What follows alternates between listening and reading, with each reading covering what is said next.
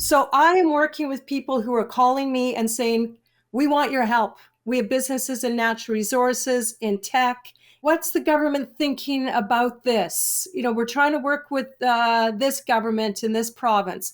How are they thinking? And I can say, well, I'm pretty sure they're going to be thinking about X, Y, or Z. Also around leadership, being a CEO and part of a C-suite with some very type A personalities where the currency, as I said, is not money, it's votes, but a lot of it is transferable in the business world. Welcome to the Thought Leader Revolution with Nikki Ballou. Join the revolution. There's never been a better time in history to speak your truth, find your freedom, and make your fortune. Each week, we interview the world's top thought leaders and learn the secrets of how they built a 6 to 7 figure practice. This episode has been brought to you by eCircleAcademy.com, the proven system to add 6 to 7 figures a year to your thought leader practice. Welcome to another exciting episode of the podcast, The Thought Leader Revolution. I'm your host, Nikki Ballou, and boy, do we have an exciting guest for you today. Today's guest is a personal hero of mine. She's someone who stood tall for freedom for all of the people of Canada. She is the former leader of Her Majesty's and His Majesty's Loyal Opposition in Canada. I am speaking, of course, of none other than the one, the only, the legendary Candice Bergen. Welcome to the show, Candice. Wow, what an intro. Thanks, Nikki. Great to be on your show. That's very exciting. I'm excited. I love it. I'm usually very steady. That's awesome. I love it. I love it. So, Candice, I'm thrilled and excited to have you on the show. The folks who listen to the show tend to be freedom lovers. They tend to be entrepreneurs. And entrepreneurs to me need to be freedom lovers, because without the freedom to think of the ideas that you want to pursue and make them come alive in the free enterprise system, you can't be an entrepreneur. You're just going to be somebody living under a tyranny, and you got to lick the tyrant's boot just to get some crumbs. Yeah. And you've been somebody who's been in the trenches to help us preserve our freedom. So before we get into all the amazing wisdom you're going to share, tell us your backstory. How'd you get to be the great Candice Bergen?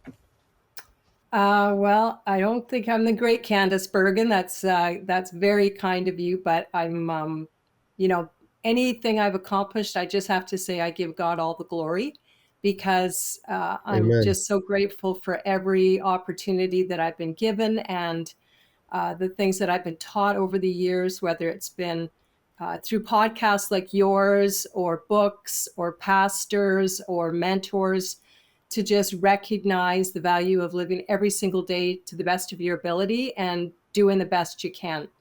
But if you're asking how I got involved in politics, it's really, for me, I still get excited and I feel very grateful when I think about it. Because, Nikki, I started out like many people who, maybe who watch your podcast, who volunteer for a particular MP or somebody that they believe in.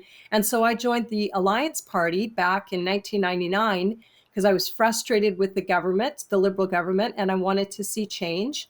And I wanted to vote for Stockwell Day. So I joined the party, got on their membership list, and then they asked me to come to one of their board meetings. It was in a riding in Winnipeg that was very liberal.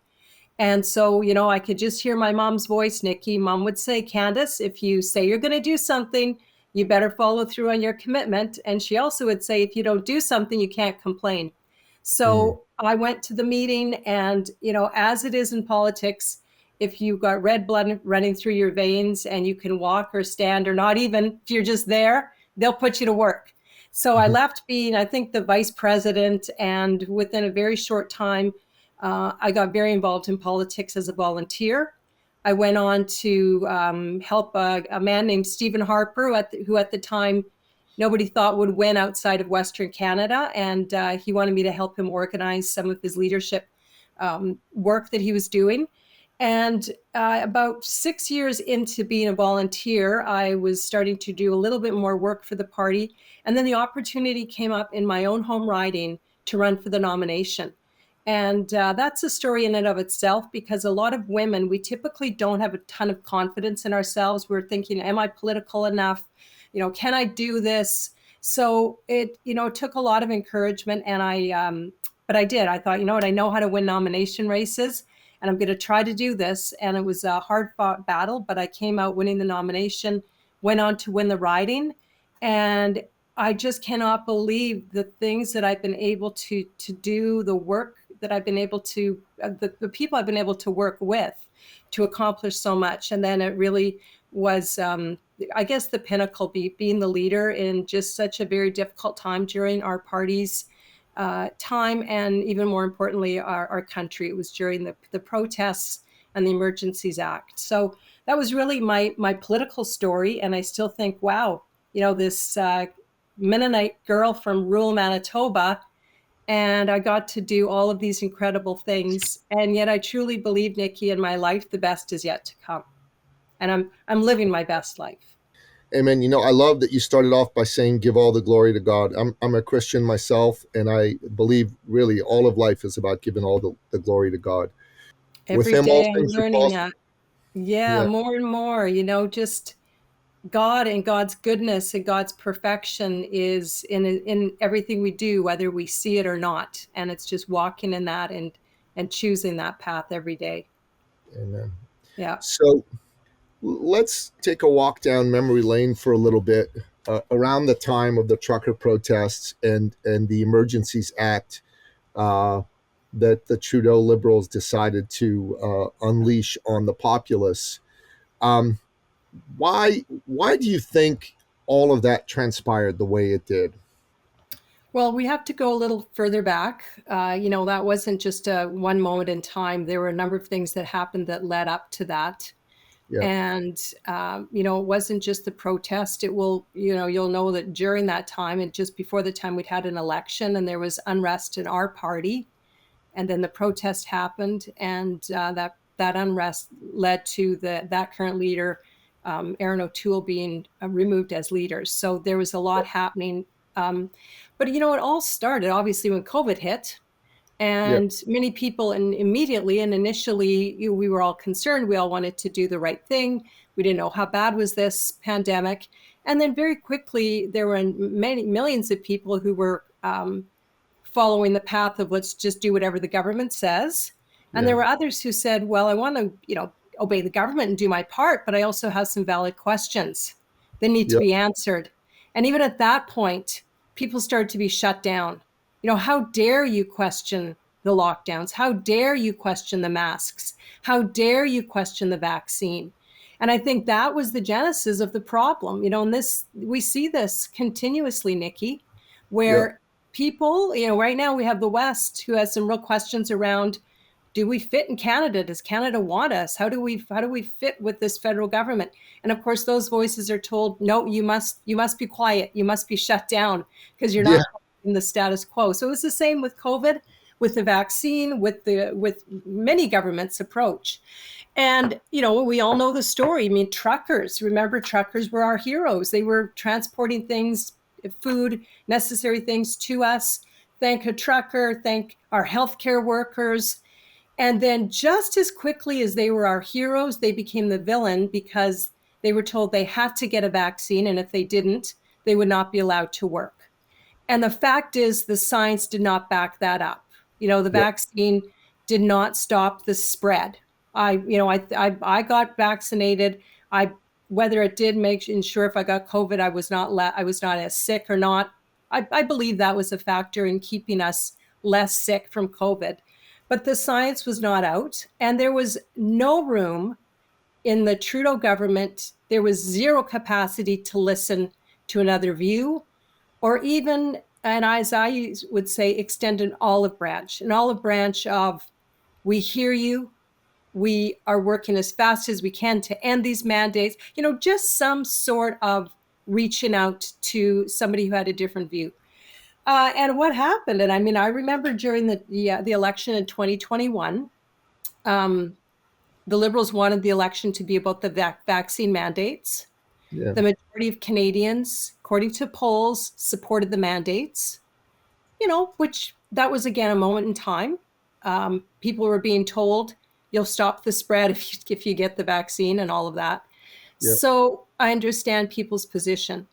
But again, there were millions of people who didn't agree with that, and they were now being told they couldn't work. They couldn't support their families. They couldn't have a livelihood. We already had been shut down from seeing our families, going to church, doing sports. Our kids were suffering.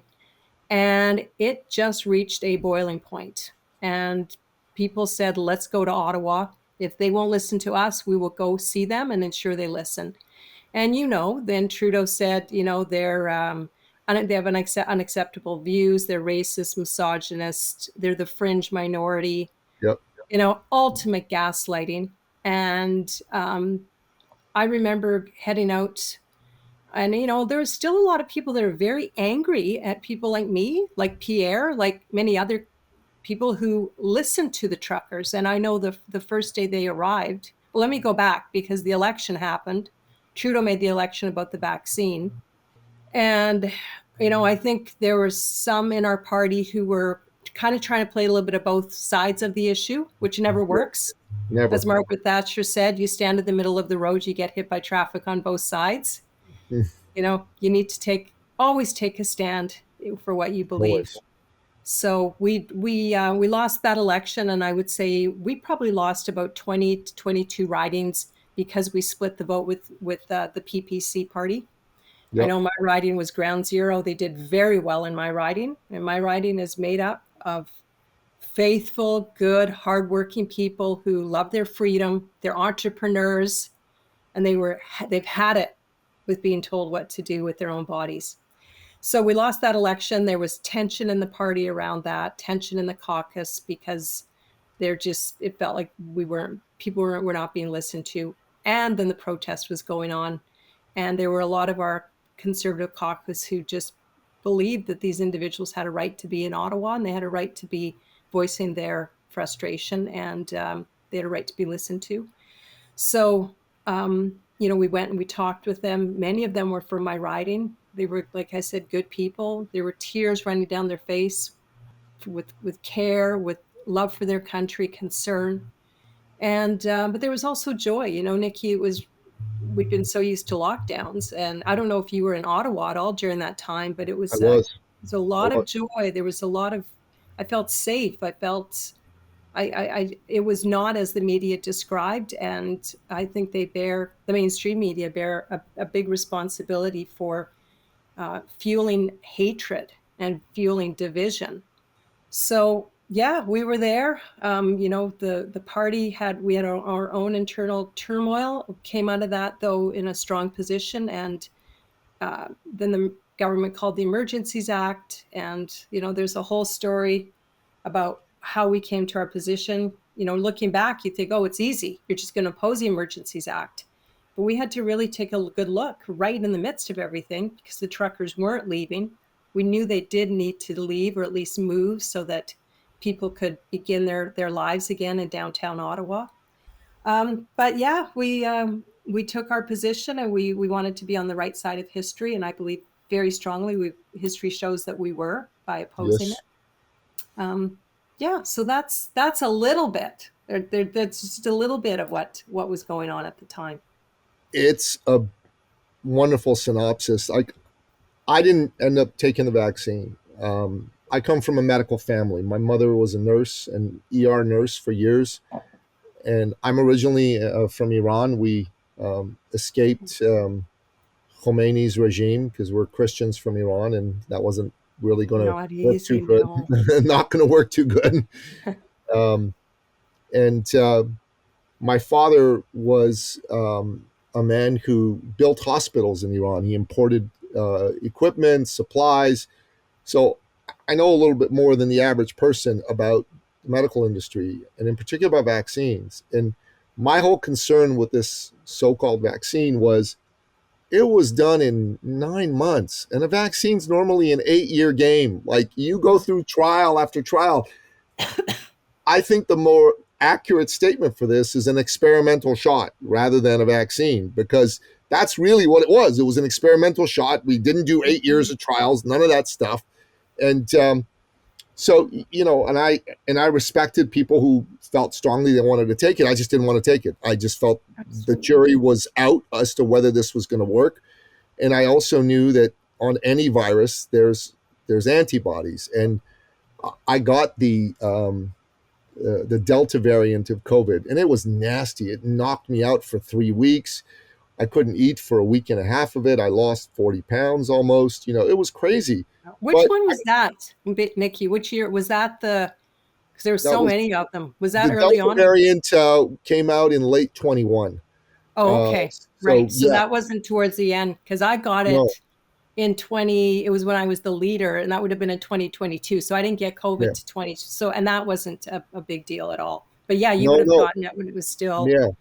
Yeah. My sons got the later version, and it was like nothing when they had it. And because I'd already had it, I wasn't afraid of being around them. I didn't get anything after that. But I felt very strongly that, interestingly enough, so-called liberals, and I honestly think there needs to be some truth in advertising. There's nothing liberal about today's liberal party. They really should call themselves the new fascist party, because they behave like fascists. They don't behave like liberals. Liberals are about tolerance and openness, and this is not the modern liberal party at all. They just were, if you spoke out against the vaccine, they hammered you. And for quite a while, I didn't have the right to go to a restaurant. I didn't have the right to travel. And I'm like, hold on a minute, am I in Canada or am I in Iran? Exactly. And it was when the truckers said, no, we're going to take a stand, I felt hope that, hey, maybe this long nightmare is going to come to an end. Like at some point we're going to be able to go outside without having to put on a mask. I can get on a plane again without being forced to show, that I've taken a vaccine that I didn't want to take, and all that. And so I decided to go to Ottawa, and my wonderful lady, she felt the same way. We jumped in a car, and we drove to Ottawa, and we stayed just just in Quebec, just outside of Ottawa. It was really nice. It was really beautiful. And we knew some of the folks who were organizing it, and it was wonderful. And there were little kids, there was bouncy castles. It was joy. There was no looting. There was no, breaking into people's businesses, beating people up. Nobody got killed. Nobody got injured. Nobody with masks on their face, No, like none of that. They were just regular, normal, hardworking Canadians. And then, like, I'm Iranian, right? Like, I was born in the Middle East to Iranian parents, so I'm not your typical, white European Canadian person. And these guys are saying these guys are a bunch of racists. I'm like, 40% of the people downtown were like Sikhs. The truckers, the Sikh people don't know this, but the Sikhs own a lot of trucking businesses in Canada. Like 40-50% of the trucking business is run by Sikhs. I didn't know this, not until I went to Ottawa to see them. And then they go, I'm talking to these guys, and I go, did you know you're a racist? I tell this like really brown Indian dude, did you know that according to this guy, you're a racist? He goes, yeah, they're full of, I won't use the word, but they're full of, they're full of the thing that rhymes with hit, right? Yeah. And they were just there saying, I just want to be able to like drive my truck. And here's what one of them said to me. And this is what he said: I'm in my truck by myself. How am I a danger of passing this on to somebody? I'm in my cab by myself. Why do I need a vaccine? And I thought about that, and I go, he's got a point. He's got a point, right? Yeah. And Trudeau and his minions, it seemed at the beginning they had a lot of goodwill. I never voted for the guy, but I at first I'm like, he's my prime minister. He's trying to save the country. And then it became obvious to me that no, this was a control grab. And the caucus, did you feel that way, that this was a control grab? Oh, from the very onset, we understood in 2015 that Canadians, wanted change, and we understood that. But we saw through Justin Trudeau, because remember, many of us had worked with him. So I was elected with him in 2008. So we saw him, and we knew it was a lot of that word that rhymes with hit that you just mentioned. Yeah. Including his fake feminism. The fake feminism. So we saw through all of that. And then we were just, it's kind of like right now, honestly, I mean, we all want to give Mark Carney a chance. But I'm worried that it's the same liberal playbook. What they do is they tell people what they want to hear in the moment, and then they do what they want. And Yep. what they do what they are ideologically driven to do. Yep. So Trudeau and his caucus was ideologically driven to, whether it was on climate, whether it was on all the woke stuff, whether it was, on COVID and vaccines, whether it was their anti-energy policy, all of it, they knew what they wanted to do, and sometimes they were blatant, like we want to shut down the energy sector. Yep. And then other times they would say things like diversity is our strength.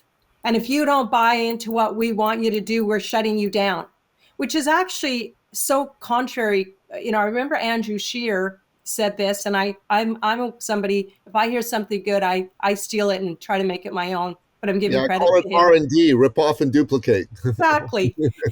Andrew Scheer, when he was leader, said the reason Canada is so incredible is because of our freedom of belief, our freedom to worship, our freedom to raise our children the way we believe is right, our freedom to earn a living. And out of that freedom comes diversity. So our strength is our freedom, and out of that freedom comes diversity, not the other way around. But this is what the Liberals do. And I am concerned with Mark Carney that it might be the same thing. And I mean, we'll see very quickly, especially around natural resources. He's talking the talk. And I'm hearing some signals that his caucus is trying to reach out and be more understanding of Alberta.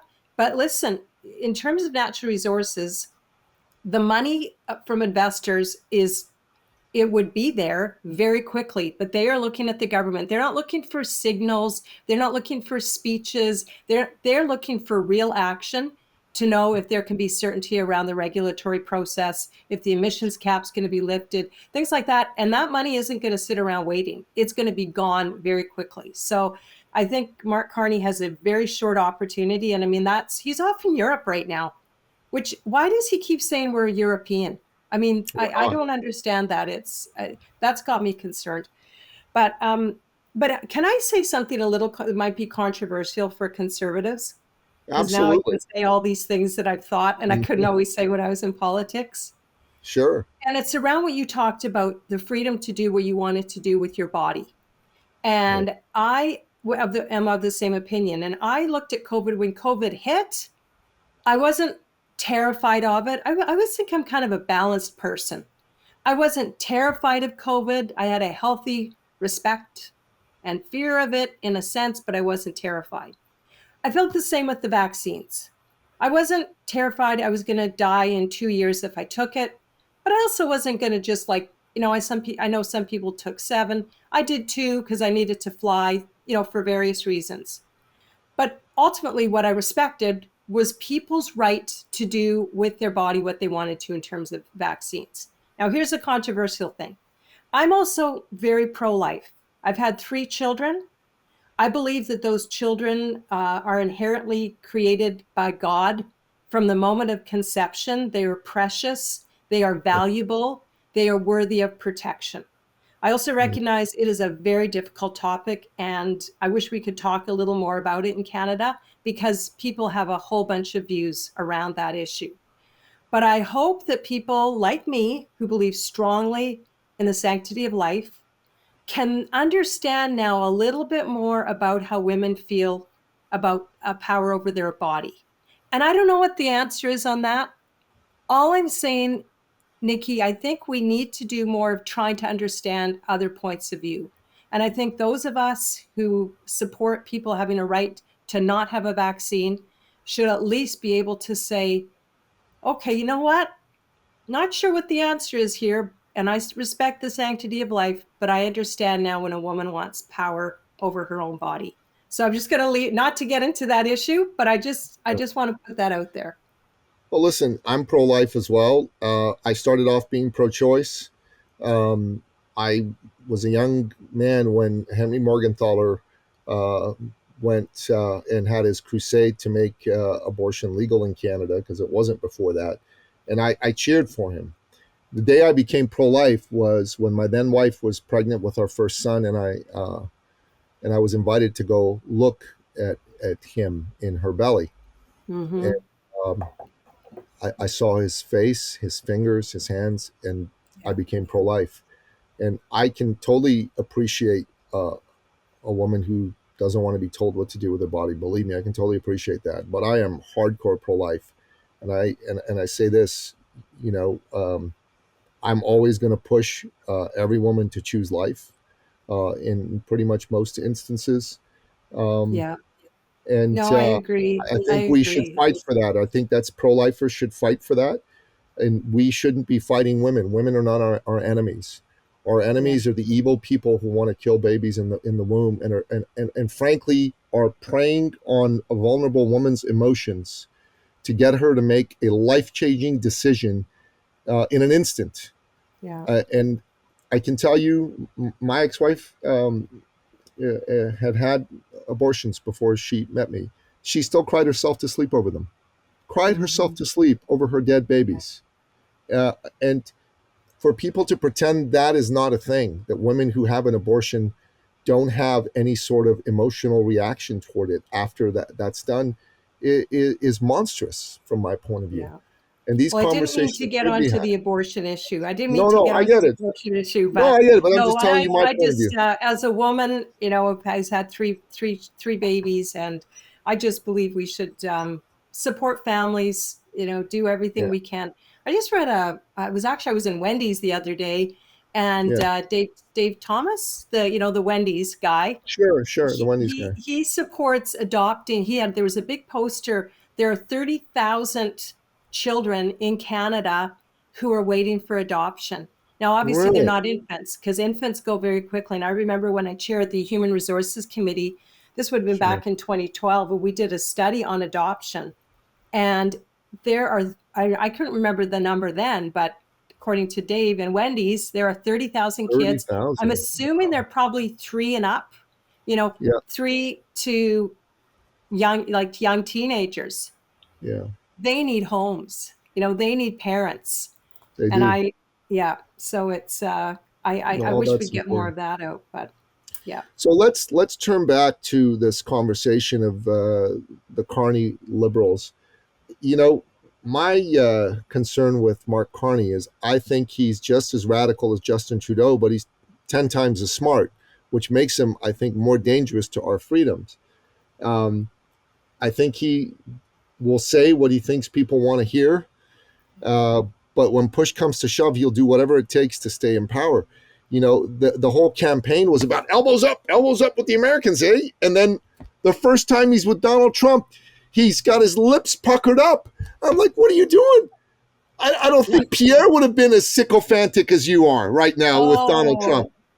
You know what? After I saw that, I said to my husband, anybody, because we know lots of Donald Trump haters. And listen, I mean, he can royally drive me nuts with all his 51st state and all that stuff. But I mean, the haters, right? Who he's basically, I just say to them, well, according to my prime minister, he's a transformational leader. Donald Trump is a transformational leader. So that's what Mark Carney has to say. I agree, Nick. Like the apps, and the crazy part too was the media was loving it. I don't know. They lapped it up. They were like, this is incredible. What leadership. And I wrote actually an article because the other part of this that in all seriousness is pretty horrible is Danielle Smith, as the premier of Alberta, went to work the minute all of this happened, and we had a total vacuum in our federal leadership because of all the liberal internal drama. She went to work down to the US, met with the president, met with people around him, went on podcasts, worked and spent so much time and effort and capital to do the right thing for her province and by extension, the country.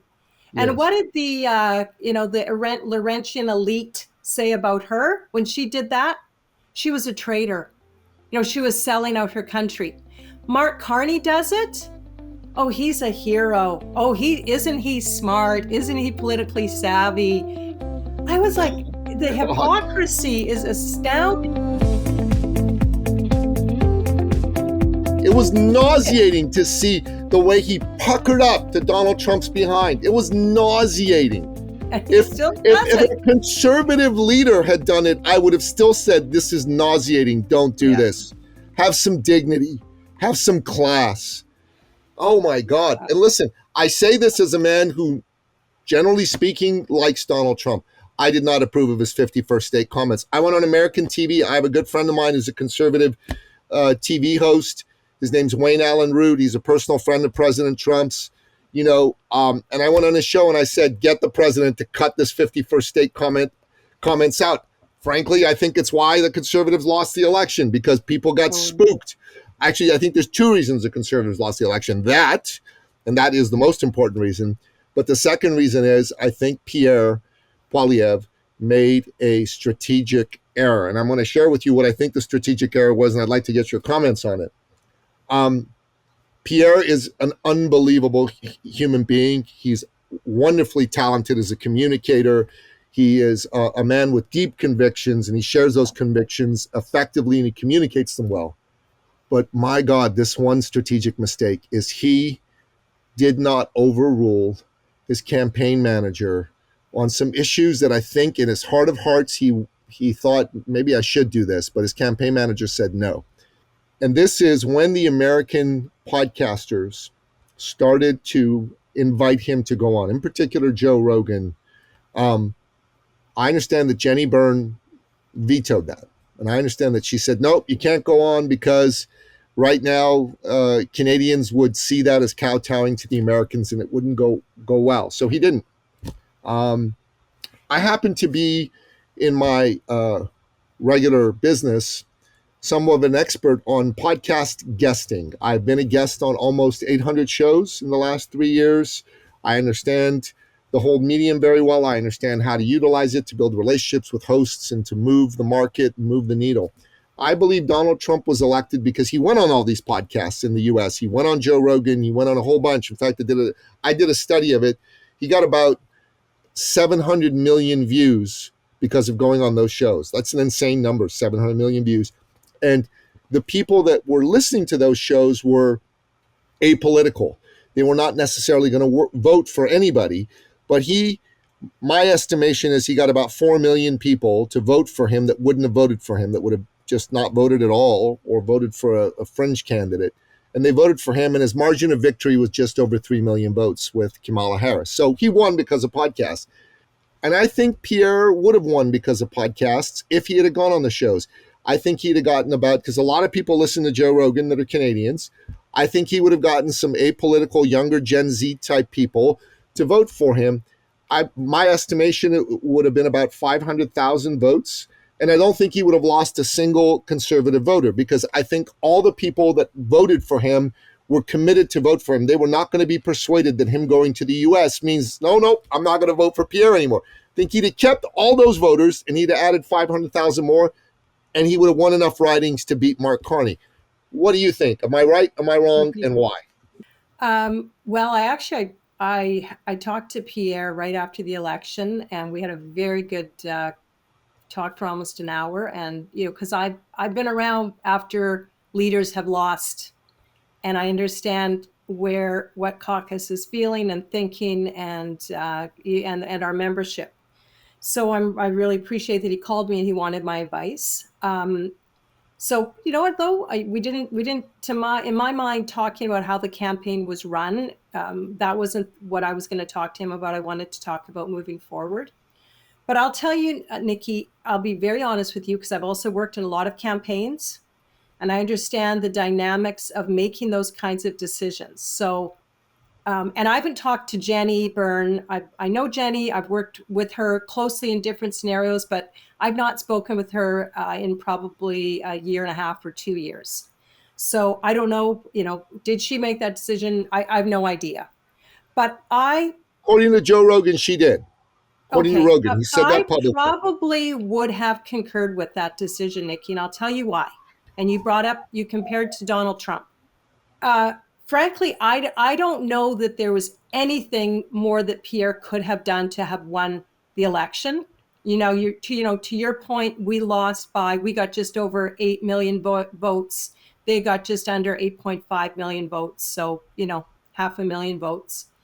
The baby boomers, as you know, both men and women, just went right against us. Yep. They wanted a Stephen Harper light. Like they wanted someone like Stephen Harper, which was more like Mark Carney, unfortunately. Although not at all. They're not at all the same, but the look. The optics were the same. Yeah, exactly.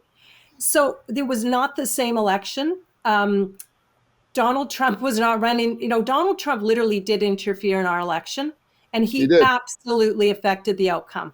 He did. And it was there was virtually nothing we could do. Could Pierre have maybe tried to engage with his administration earlier on to show that he could, those are so risky, and the currency in politics is not like business. So to your point that you understand podcasts and the impact it can have, business and politics, although similar in many ways, the currency is not financial, it's votes. It's votes. I agree. You have to look at everything you're doing and see, is the risk, might lose on this end and I might gain on this end. Is it worth it? Can I? So you better know your facts before you make that kind of risky decision in the middle of a campaign, where if it's a well-managed campaign, it's laid out, and these guys had tons of time. They had lots of time to plan for this election. And I know, there weren't I wasn't involved in the planning. It was a very small group, Jenny and a few others. I don't know who else. They had lots of time. They would have had this campaign planned out. They would have already decided, do we go on the Joe Rogans? Because I'm sure they decided to go on Jordan Peterson. They made that strategic decision. So long story short, the answer is I probably would have concurred with Jenny. Frankly, Vicky, I don't think there's anything more that we could have done to have won the election. I was frustrated with a few of the logistics. I wanted a place where Pierre, I thought, did a great job. Every single day he was out making a great announcement. That I agree with. He had videos to back it. Do you know what? I couldn't find a place where I could direct people other than Twitter. You couldn't go on the website and find out where's all the videos, where's all the announcements, and I know they weren't going to put out their policy platform until after the debates. That was apparent from what they did. I found some of those things frustrated. We didn't have our candidates in place, but hey, those are that hopefully will get rectified. I am more, I don't know if the word is concerned. I have more thoughts about where Pierre is now and ensuring that he is in a solid, good place so that we can be a strong opposition and he can win the next election. That's where I wholeheartedly agree with you on that. But I do want to just push back a little bit. I understand podcasting for politics even better than I understand it for business. And I studied what Trump did very closely because I was very curious as to what was going to happen. And at the time that he started to go on the podcast, Kamala had a 3-point lead on him. He was expected to lose. He first went on some smaller podcasts, a guy named Andrew Schultz, who's a comedian. Then he went on Patrick Bet-David, then Sean Ray. So, and he was on Elon Musk's Spaces with Twitter.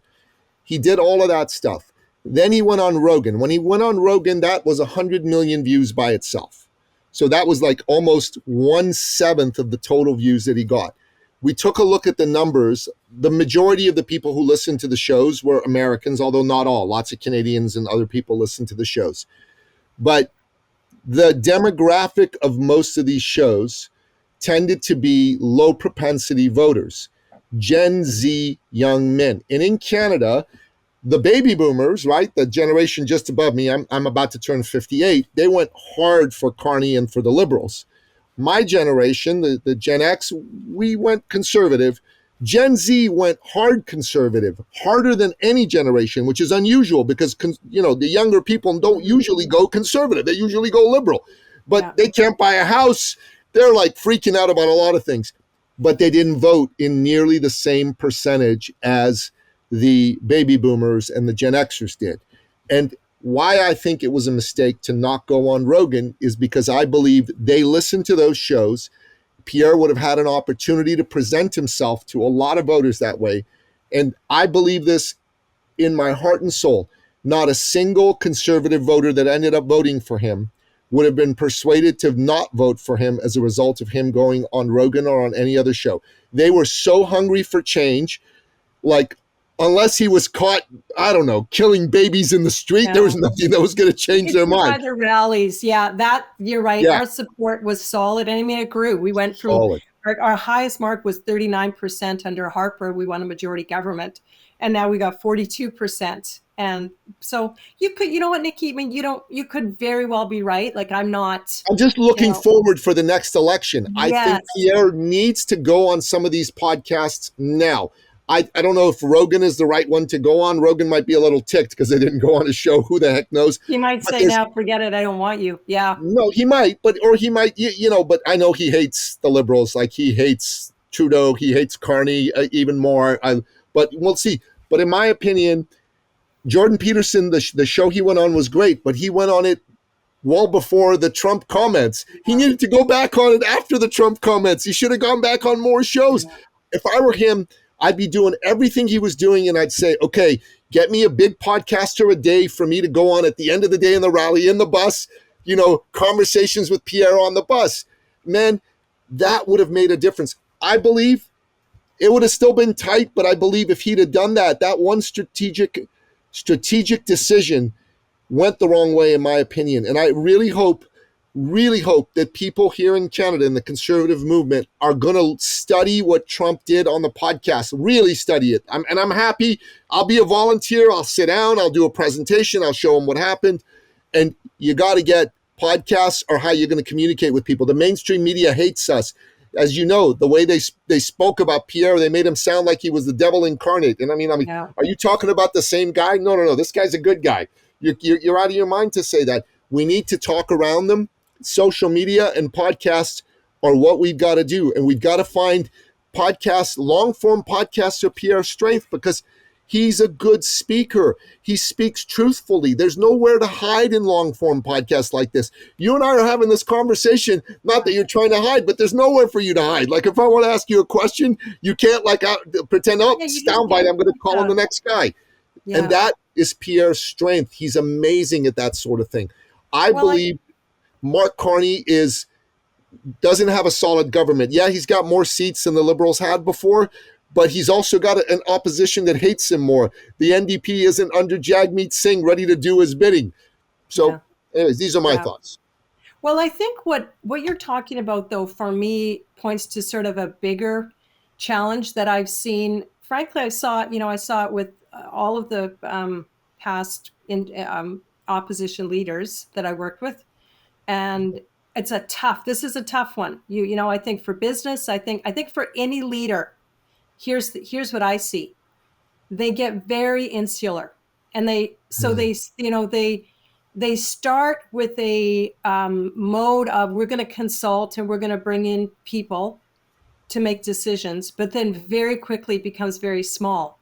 And the ironic thing is I think Stephen Harper actually showed by example an incredible model of leadership and collaboration, because he had a model, and I've encouraged, Ronna Ambrose did it as leader. Stephen Harper started it.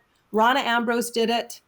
Andrew Scheer did it. But then during the campaign, and he will say it too, during the campaign, the group that advised him outside of the campaign, which were MPs like myself and others, during the campaign, shut out. Aaron O'Toole was basically the same thing. And probably with Pierre, I'm gonna make the educated guess. It was a very small group, and that is a problem in leadership. You have to. Stephen Harper gave a great example because he had a number of ways that meaningful ways he would consult with caucus on legislation.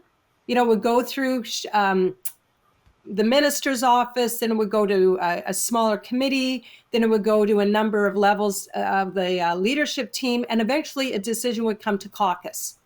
And there were many times the decision was, this is what we want to do. We want to hear feedback, but we made the decision.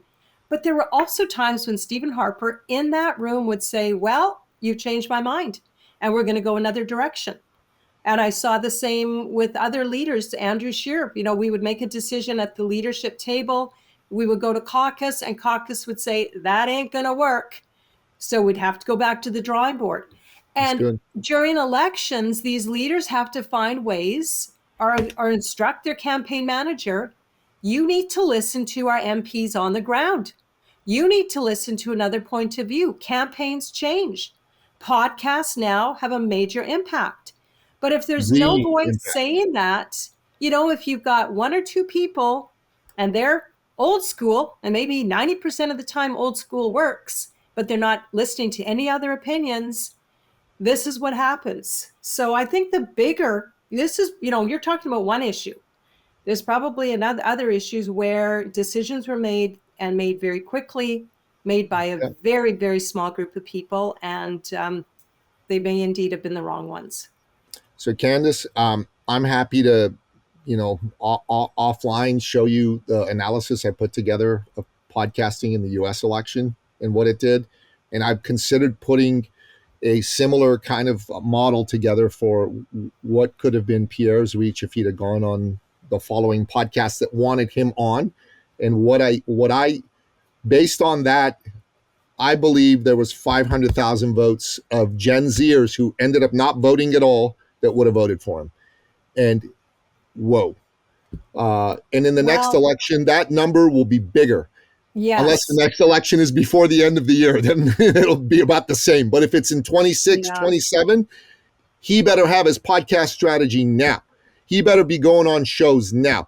He should go on, the bigger the show, the better. I would go back on Jordan Peterson. I would go contact Ben Shapiro, some of these other folks who want him on, some big Canadian podcasters.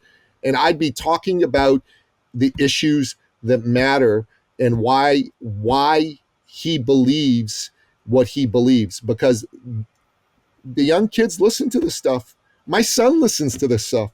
My 19-year-old, right? This is his first election he got to vote. And, God bless him. He voted conservative like his dad. So, he's coming from good stock. Yeah. But he listens to about 3 or 4 podcasts to basically get all his information. He does not watch the TV news. He doesn't read a newspaper. No. Yeah. That's where they get it. The Gen Zers, man, and they don't vote as much as the boomers do. And we've got to do something to get to them. Because if the Gen Zers had voted in the same proportion as the boomers, we would have had a majority conservative government. Yeah. Well, listen, Nikki, good luck on that because, we'll see. Listen, I'm not in politics anymore. I've left elected office. I know you did. I'm in the private sector. So I'm looking to, as I'm continuing to provide advice to businesses, I'm providing advice to CEOs, and I'm loving it. And I want to build my business. I'm always looking for more opportunities. So tell me about your business. I'd love to hear about it. Yeah, so listen, many of us, we write out our vision and what we want to do. I want to continue to provide advice and help and be part of a team with people who want my advice and want my contribution. And so I'm saying this with all respect and love for my colleagues in Ottawa and Pierre, but they're not asking my advice. So, yeah, totally. Pierre, if I text Pierre and say, Pierre, I need to talk to you. He's a very good man. He'll say, absolutely, Candice. And he'll be very kind and listen to me. But he's not saying, Candice, will you come help us? Which I would do. So I am working with people who are calling me and saying, we want your help. We have businesses in natural resources, in tech, in defense. What's the government thinking about this? We're trying to work with this government in this province. How are they thinking? And I can say, well, I'm pretty sure they're going to be thinking about X, Y, or Z. And that's the advice I'm giving them. Also around leadership, because I've led and been part of leadership teams, which is being a CEO and part of a C-suite with some very type A personalities where the currency, as I said, is not money, it's votes, but a lot of it is transferable in the business world. So I'm loving that because I've got a meeting, I'm just coordinating a meeting for when I'm finished with you with a really, really interesting business that's in the whole defense. I won't go into it in detail, but it's almost like Spotify for defense. So they're aggregating all of the parts of what's needed to build for any country to build a strong defense plan, cyber, on the ground, all AI. and they're doing that, and they're around the world. They're calling me because they want to come to Canada. So Awesome. that's the work I'm doing, and I would love to hear. I want to hear all of your advice around podcasts, because I'm thinking, how can I use podcasts, and which podcast could I be on and be a part of? So, but politically, I'd be happy to give you anything that I know that could help. I'd be happy to do that. Thank you. So what type of businesses are your ideal clients, Candice, right now? As I said, a business that would like my help, that's the number one criteria. I'm not interested in just being a token. Sometimes it's a board position. And I've said, sure, I'm not interested in a token position or where I just rubber stamp a decision. Sure. I want to be involved and help you with the problems that you're facing. I enjoy helping solve problems. So like I said, I'm doing some work with natural resources, some really interesting things there. I'm quite involved with the ARC conference. I was at the ARC, that's Jordan Peterson's conference, and I spoke about energy there. I spoke awesome. About Canadian energy and our values, and how important it is that Canada uses this incredible blessing that we have, all of our yes. natural resources, and that we don't hoard it and keep it in the ground. You'll recall yes. the parable that Jesus told of yes. the master that gave talents. The parable of the talents, of course, yeah. The parable of the talents. And at the end of that parable, that master said to those who used and duplicated and shared and grew their talents, he rewarded them. And the servant who buried the talent in the ground, Jesus didn't talk often of hell, but he said, you go where there's, hellfire and gas. Yeah. You're a wicked and slothful servant. He didn't say that to the adulterer, the murderer, the thief, but those who hoarded their talents, what a lesson for us as individuals, but I believe as a nation. We should not be hoarding our resources. That's a blessing from God. So, I was part of ARC and doing a bit of work with those who are in Canada working on ARC. I'm planning to go to the next conference in London. Then I'm working with some natural resources, with the natural resources sector, a really cool tech company called Clean Design that provides intermittent battery service to right now, primarily in the oil and gas sector, but we're doing some work in the mining sector. Right now, a lot of those rigs are fueled by diesel, and they spike, right? And it's really hard on the drill, on the rig. So we provide battery power. So it's a tech company, battery related, but very supportive of conventional energy. I think this is what batteries should be used for. Battery has a place. For sure it so does. That's something I'm doing, and doing a little bit of volunteer work. So I'm really choosing, and both of those, one is supporting Iran. What are you doing there? Well, how can I help? I don't know. Some people get triggered. I think this group is great. I've read and I see their plan for what they want Iran to be, a free democratic nation. Amen. And women are leading the way. So I'm helping Mrs. Mariam Rajavi and that group with what they're doing. But ultimately, I want to see freedom, democracy, and I do believe it needs to come from the people. It does. It shouldn't come from any kind of religious fascist government or, a kingdom, but it's up to the people to decide. So that's the work I'm doing. And then I'm also working with a group for Afghan women who are just God bless you. suffering. But you're a good woman to do all that. Yeah. You're a good woman to do all that. That's getting him. Candice, let's stay in touch post this podcast. I'd love to help you with some of these things that you're doing. So what I do is I actually work with a lot of thought leaders, coaches, consultants, speakers, authors, solopreneur types to put things together. One of the things I put together that you might find interesting for you to think about is this thing I call the ideal client model. And you may want to start making a list of your clients as you start to figure out who your ideal client is. You want to look at who are the ones that you've gotten really good results for, i.e. they're super happy with what you delivered in terms of ROI, et cetera, et cetera. You want to look at the ones you enjoy working with the most, and you want to look, that you just love. They put a smile on your face when they call, those sort of people. And then you also want to look at the people that are easy to do business with, because that's important. People who pay your fee, send you lots of referrals, no fuss, no muss. They're just easy to do business with. People who are on all three lists, those are your ideal clients. If they're on two lists, they're a good client. But if they're on just one list, they're an okay client. If they're on all three lists, that's an ideal client. Those are the ones you want to identify and go, oh, okay, so I got to look for more people like this, and I got to put my messaging out there for people like this, because then I'll attract more people like this, and you're in the bonus round when that happens. And ideal clients are amazing to work with. I love working with ideal clients. It's just so much fun. That's great. So is that what you do? You do a podcast, and then you also...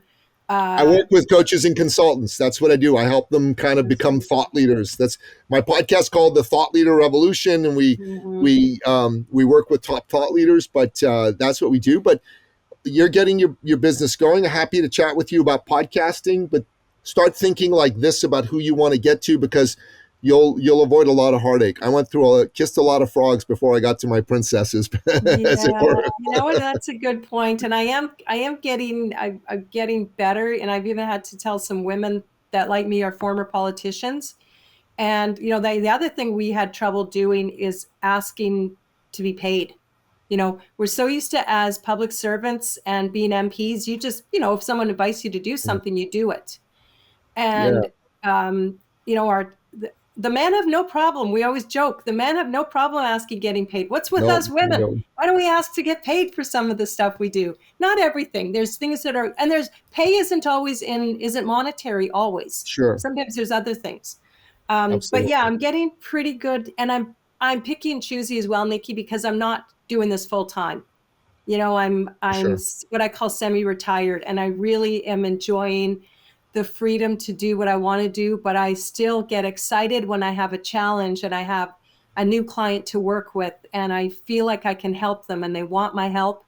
And that feels so gratifying. It's so gratifying. I was talking to a client recently, and their story is they are trying to figure out what the conservatives are doing federally around a certain issue. And I could just tell them, I was saying, listen, guys, the conservatives are not thinking right now about whether their position is going to hurt your business or not. They're thinking about how are the people perceiving this, and where is this going politically?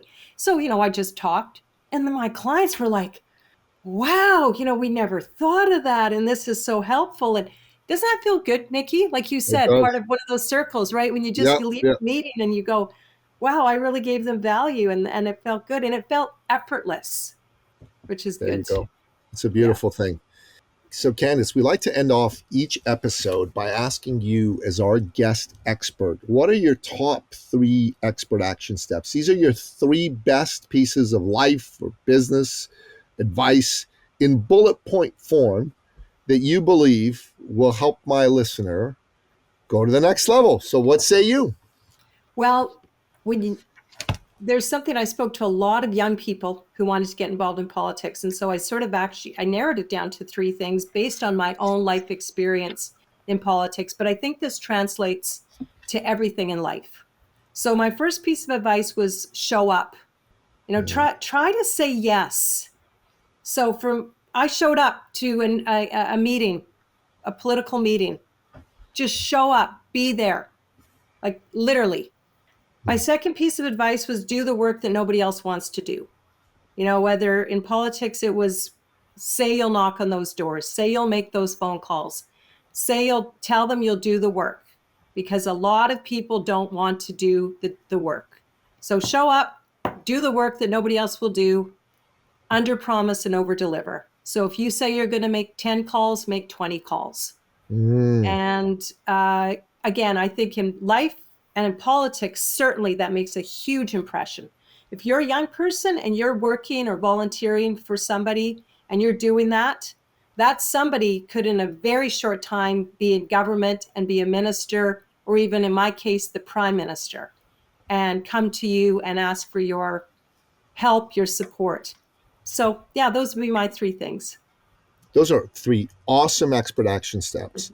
So Candice, if someone wants to find out more about the work you're doing now in the private sector, or wants to connect with you on social media, where should we send them? I'm on LinkedIn. I'm on Twitter. CandiceBergen.ca is my website. And then we've just got a generic contact form there, but email me. And I'm just going to, isn't this crazy? It's, CandiceBergen.ca. Very good. But you know what, Nikki, honestly, I mean, if somebody contacts you and they want to reach out to me and you know them, just give them my email address. But if they want to do it on their own, CandiceBergen.ca, there's a generic contact form. And then like I did with you, Nikki, as soon as you reached out to me on LinkedIn, I gave you my personal email address, and we can connect that way. Candice, I've really enjoyed this conversation.